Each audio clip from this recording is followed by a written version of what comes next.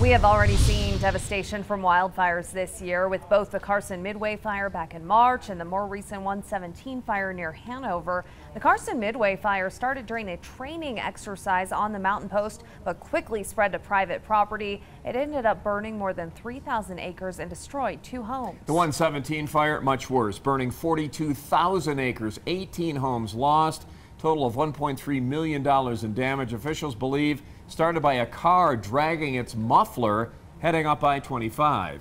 It's been a very slow recovery process for the 23 families who lost their homes in that fire. In fact, community members say they're still in the cleanup phase while they wait for their respective insurance companies to complete their own fire investigations. And some of them didn't have any insurance. So for now, a local nonprofit stepping up to make sure families at least have the necessities. News 5's Laura Wilson has their story. The Hanover Outreach Community Pantry serves families within 300 square miles. But right now, the greatest need is coming from their own neighbors. Volunteers are now trying to keep up with a record number of families coming in for help, vowing they will do whatever it takes to make life a little bit easier in these tough times. Some people, they have nothing, and sorry, and we're here to help them. In a community devastated by a 43,000-acre fire, this small food pantry has emerged as its lifeline. And you'll see my trucks outside. We're here. We're ready to receive you. Here, you want some pineapple? I've cleaned these shelves off about 8 times since the fire. The Hanover Outreach Community Pantry is traditionally only open on Sundays. Oh, that'll work. Since the fire, we call it the Hanover fire because it was here at Hanover. They've been open every day. This is my social hour.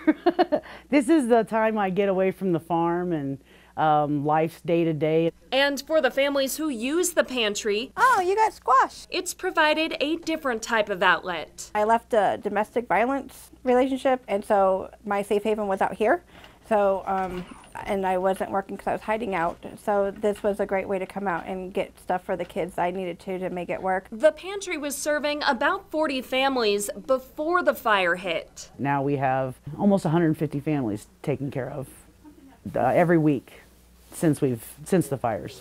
Thank you, Miss Terry and Teresa. You get to love the people here, and I really do love this community, and to see them suffer, it's kind of hard. Especially when one of those people is her best friend and the pantry's president and owner. This is my house that is now in the basement. Teresa Kemp could only watch as the fire tore through her home and more than 50 years of memories. Just days later, she was here volunteering. Yes, she was. She was here doing her thing. That woman she's my hero. It's something that has to be done, that needs to be done. The community needs us, probably now more than ever. And more than ever, the pantry needs food, furniture, and clothing donations. The problem is they don't have anywhere to put them because the storage center was also destroyed in the fire. And this is where we had like the extra stoves and refrigerators. We didn't realize our computer's gone until I went to do a report. So we need a new computer. There are so many things that we absolutely need now that just to make it through till we can get a building and we can get rebuilt. So right now, this dynamic duo is having to improvise. That is our biggest conundrum. I have my garage full, which my husband would love to have his garage back. A minor inconvenience in comparison to the major loss people have suffered. It looks like behind the scenes that everything is okay. It's not. There's just a lot of cleanup that still needs to be done. A lot of families are still needing stuff. And that's where Terry and Teresa are at, to say, okay, let us know what you need and we can figure out what we can do to help you with it. This week, the pantry getting a helping hand from some nearby neighbors. Holy cow, that is amazing. That's better than what we thought.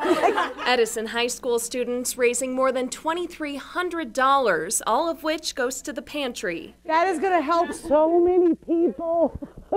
But the community has yet to rebuild. Sometimes it's really hard. Some are following what they describe as a lengthy post-fire insurance protocol. The insurance companies made them stop cleanup and not allowed them to clean up until they had an investigation done a fire investigator there. Others may never recover. And they're just going to wind up selling the land because they didn't have insurance. They can't afford $240,000 to rebuild their house again. But in this time of uncertainty, the pantry remains a source of stability.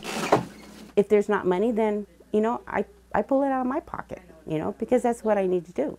That's what this community needs, is to see somebody, the volunteers and myself, you know, just go out and say, okay, we're here regardless, and we're going to do what it takes.